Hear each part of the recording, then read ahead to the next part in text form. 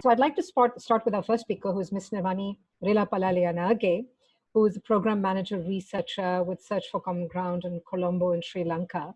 And what we're looking for, as we've already explained in various emails, communications that we've been having with our speakers over the last several days for this particular session, just about 6 minutes or so of reflection on, on COVID-19 security issues, your experiences along those lines. So to introduce Nirmani, Nirmani is a social researcher, an urban planner, a development practitioner, an educator, and an ethnographer in urban development and social justice. She is working currently at the Search for Common Ground as a project manager of the Sri Lankan component of a global pilot, namely We Build Colombo Together, field testing the collective impact approach in achieving urban development goals, particularly on human development and urban well-being aspects. As the lead facilitator of WBCT, she serves her city by successfully bringing together various actors driven by non-aligning interests to one table and to develop collaborative urban solutions. So during her time at the Center for Poverty Analysis, she revised the think tank's view of infrastructure by looking at informal services delivered by informal settlements as infrastructure implemented on methods of neighborhood mapping. She has lived in one of Colombo's most notorious slums for 14 months to understand urban informality in order to inform her strategic level policy contributions as an urban researcher to make Colombo more inclusive.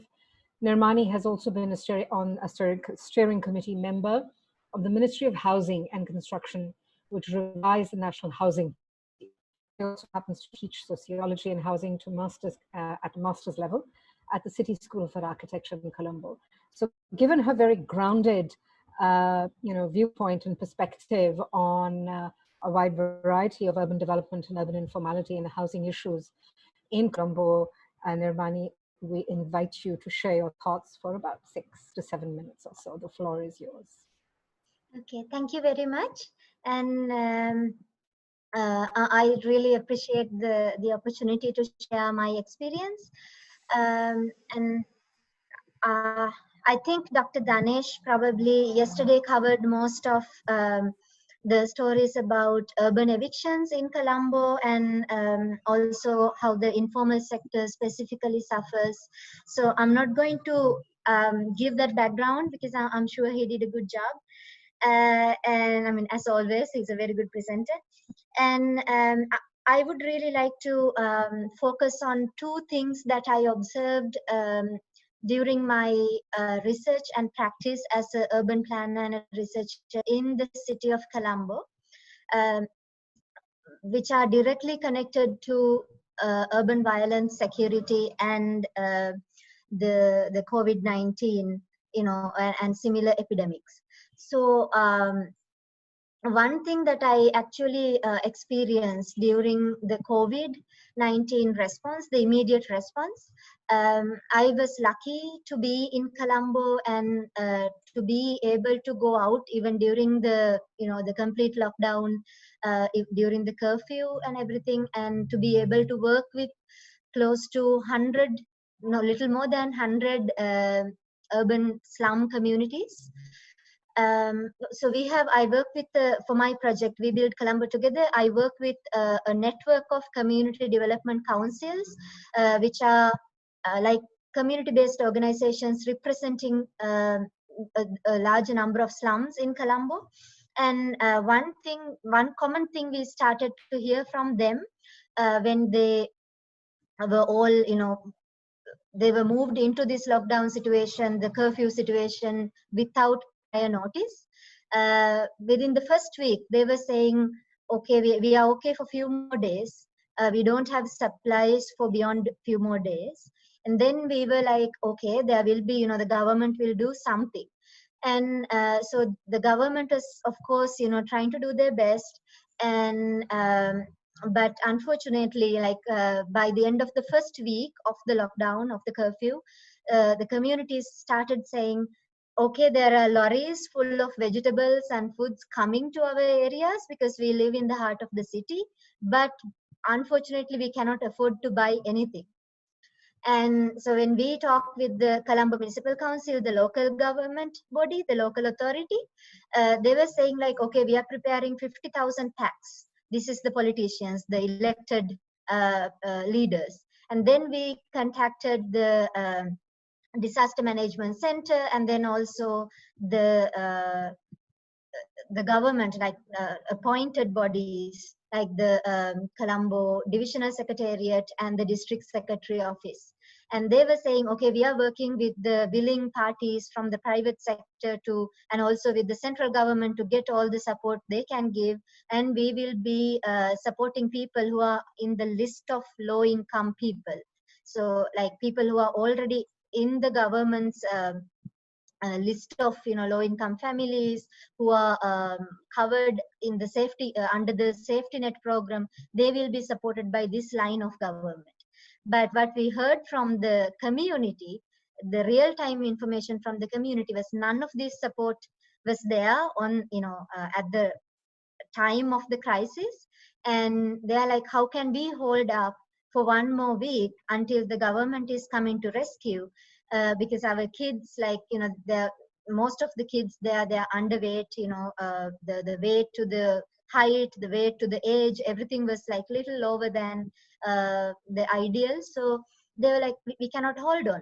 And then the disaster management people started kind of pushing to the volunteers like us, saying that if these people start to have if they start a trend of breaking into the shops that are closed down for the curfew, that will go like that will go as a trend all over the city, and there will be urban violence. So the only thing we were able to do was, because we didn't have money, we had to raise funds. We immediately started a partnership with Sarvodaya, and we started raising money on Facebook, on WhatsApp, on Instagram, and asked them to give, ask the willing people to give us transfer a little bit of money. And then we were able to raise about 3.5 million. This was only to hold the people from getting into that mode of breaking and entering into this closed down, the shops that are closed down. And all we were able to do was like prepare small packs, about 5,000 small packs, and then getting real-time information from the communities, and getting the community leaders to deliver. So we would deliver to them as bulks, and then they would identify the most oppressed, or the most the people who are suffering the hardest hit kind of group. And they will have to identify those members and kind of work with them to give them help them to hold on until the government reaches to the systematic support reaches to the communities. So few things we learned from this is, it doesn't matter how much how well planned these safety net programs are, and how willing the governments are to respond to the disaster disaster situations. The real time information and the community leaders and the governments and the outsiders ability to trust these networks who can produce real time information and real time support networks are very important. So what we saw after we kind of feed into this most crucial moment is that government, even after that, the government and the other big parties were not ready to consider people as partners. They were always willing to take people as recipients, or the passive recipients rather, but they were not ready to look at them as partners, like respectable partners of the disaster response. So that lack of value for what they can do, the real time role that they can play, was a very big learning for me. And I would really like to highlight the value of taking forward these examples, and then pushing for more practical change from the government's point of view. The government was willing to, at the beginning it was a monopoly, they didn't want anybody's support, but then they were asking for the monetary support of the private sector. And then eventually they asked, like after about 2-3 weeks from the disaster itself, they were asking, the beginning of disaster I would say, they were asking the NGO to support. but they never ask the people, to the communities, to come and support the government. Community was always the problem makers, but never the problem solvers. But in our experience, they were the problem solvers. And I would take 1 minute and then just share another example that I observed in terms of climate change. So we saw, I mean, I'm sure Dr. Danesh also, like how Colombo is kind of very violently pushing a larger majority of poor people to a very minor, percentage of land.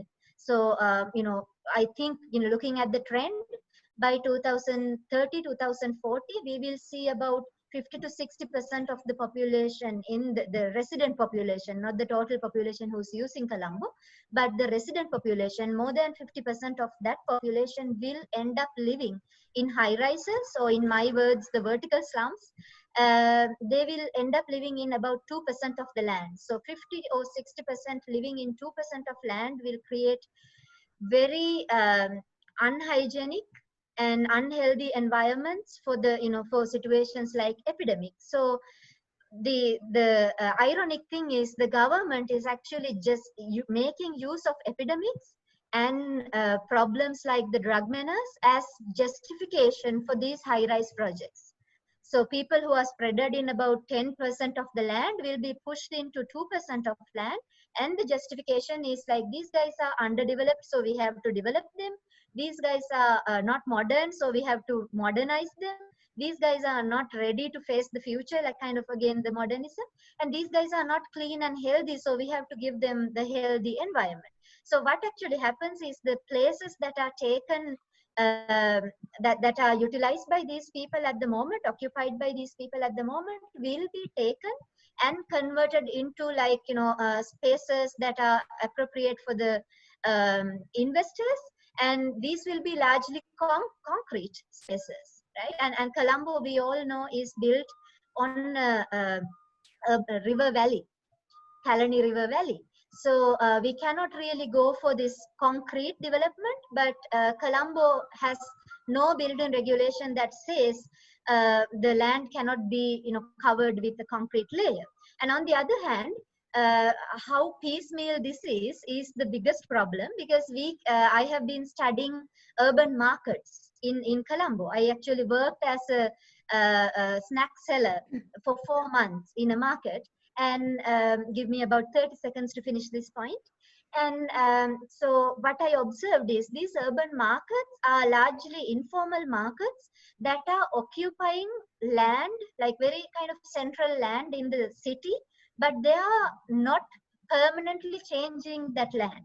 So the market that I worked as a seller, snack seller, they use this green patch in Kottawa suburban area, and they would not change anything concrete about it. They will not add concrete to the floor. They will not change the ground cover. They will not take down the trees. But they will, like, just for 1 day of the week, they will put up, wooden structures, and they will park, like, vehicles and convert them to shops.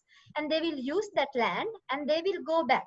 And for the next, the rest of the days of the week, that land will act as a green space that absorbs the carbon of that city, carbon emission of that city. Okay. So when the government took this land and they wanted to redevelop these market structures, the first thing they did, you can look at, with anyone who's willing to share my report, I can share that.